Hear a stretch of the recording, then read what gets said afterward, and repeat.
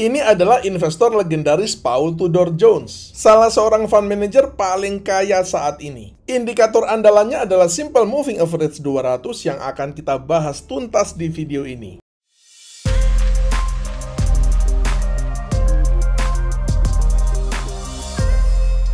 Link pendaftaran ada di kolom deskripsi.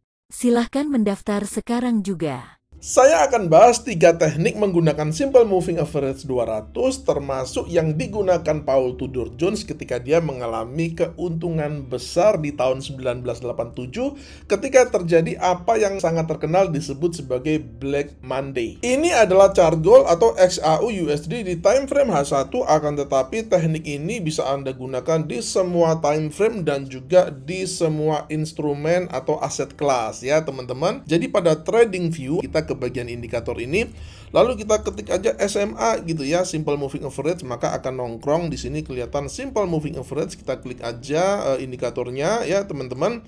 Nah, maka akan muncul ini indikatornya masih kecil nggak kelihatan, dan di sini defaultnya adalah SMA-nya SMA 9 ya teman-teman. Kita ke bagian settingnya, kemudian kita ubah menjadi 200 ya. Nah, kita ubah menjadi 200 seperti ini, kemudian stylenya kita agak tebelin ya teman-teman agar supaya bisa jelas melihatnya. Nah, ini adalah tampilan dari Simple Moving Average 200. Teknik pertama adalah apa yang saya sebut sebagai SMA 200 crossover ya. Ini adalah teknik yang digunakan oleh Paul Tudor Jones pada kejadian Black Monday di tahun 1987. Ini adalah teknik reversal ya teman-teman. Jadi kita melihat di sini harga bullish ya, kemudian harga itu dia mengalami crossover, cross di bawah EMA 200-nya ini ya teman-teman, yang menandakan atau mensignalkan adanya bearish reversal. Oleh karena itu ketika candle close di bawah moving average 200-nya ini, kita melakukan open posisi sell seperti ini ya teman-teman.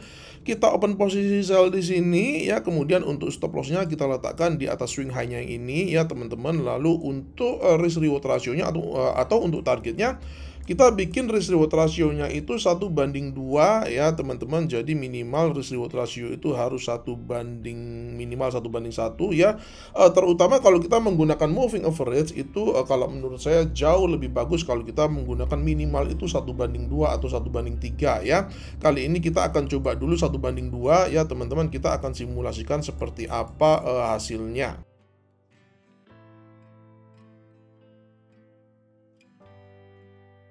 Targetnya kena ya teman-teman, dan kalau kita melihat ini harga masih terus turun ya teman-teman. Jadi kalau misalkan seandainya kita buat risk reward ratio-nya itu 1:5 pun itu masih kena TP-nya. Teknik selanjutnya adalah apa yang saya sebut sebagai SMA 200 Fakie. Di sini kita melihat ya teman-teman, harga itu awalnya dia bergerak di bawah SMA 200-nya ini yang menunjukkan trennya sedang bearish ya teman-teman. Akan tetapi di sini harga itu dia mengalami fakie atau false breakout dari SMA 200-nya ini ya teman-teman. Karena SMA 200 ini kan dia bertindak sebagai resistance ya teman-teman. Jadi ketika terjadi fakie atau false breakout di atas SMA 200 ini, kita berasumsi bahwa resisten SMA 200 ini masih valid dan terjadi penolakan atau rejection untuk bergerak ke arah atas ya teman-teman. Jadi ini adalah signal sell kita ya. Jadi kita open posisi sell pada di sini ya teman-teman. Ini adalah candle yang close di bawah, balik lagi di bawah SMA 200-nya.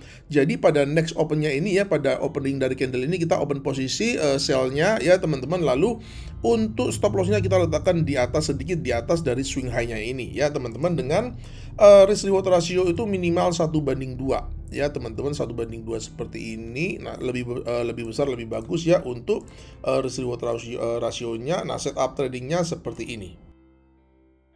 Teknik yang ketiga adalah kita menggabungkan SMA 200 dengan sebuah indikator yang bernama TSI ya teman-teman. Jadi pada trading view kita ke bagian indikator ya, kita ketik aja nih TSI begini ya teman-teman, maka akan muncul True Strength Index. Ini adalah nama indikatornya.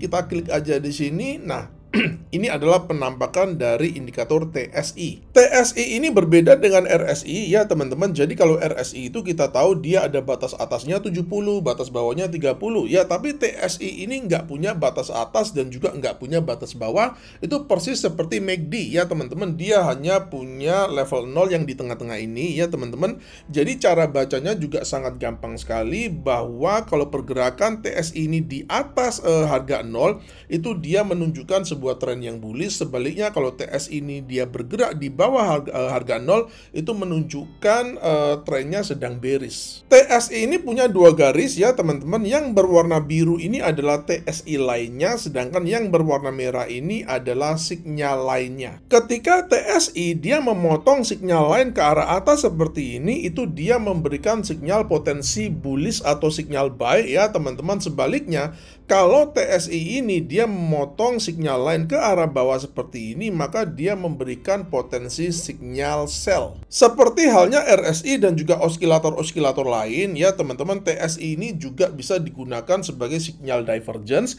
Akan tetapi pada kesempatan kali ini saya tidak akan bahas sinyal divergence-nya. Untuk setup trading buy-nya seperti ini ya teman-teman. Nanti untuk setup sell-nya logikanya tinggal dibalik aja ya. Jadi ada 3 langkah yang kita perlu lakukan. Pertama adalah harga itu dia di atas SMA 200. Kita melihat di sini harga ada di atas SMA 200. Kemudian langkah yang kedua adalah TSI di bawah 0. Kita melihat di sini TSI di bawah 0 ya teman-teman. Kemudian langkah yang ketiga, TSI memotong sinyal lain ke arah atas seperti ini ya, terjadi di mana TSI memotong sinyal lainnya ke arah atas. Open buy-nya kita letakkan di sini ya teman-teman. Jadi kita open pada next candle-nya ini ya teman-teman. Nah, kita open buy di sini, kemudian stop loss-nya kita letakkan di swing low-nya ini ya teman-teman. Atau kalau Anda mau, Anda bisa meletakkannya sedikit di bawah SMA 200-nya di sini ya teman-teman. Kemudian dengan risk reward ratio itu minimal 1:2 ya, kita pakai 1:2 aja ya teman-teman. 1:2 seperti ini ya. Lalu kita akan coba simulasikan seperti apa hasilnya. Di sini kita melihat tidak hanya target kita yang 1:2 aja yang kena ya teman-teman, tapi kita bisa melihat di sini bahkan sampai risk reward rasionya itu mencapai 1:4 ya teman-teman. Itu bisa kena untuk targetnya. Sebelum saya lanjut, ada 2 poin penting yang Anda harus paham tentang teknik yang barusan saya bahas ya teman-teman. Pertama adalah teknik yang barusan saya bahas ini tidak butuh win rate yang tinggi ya, cukup 50% saja kita sudah bisa menjadi trader yang profitable karena risk reward rasionya itu lebih dari 1:1 ya, 1:2 bahkan 1:3 bahkan lebih ya teman-teman.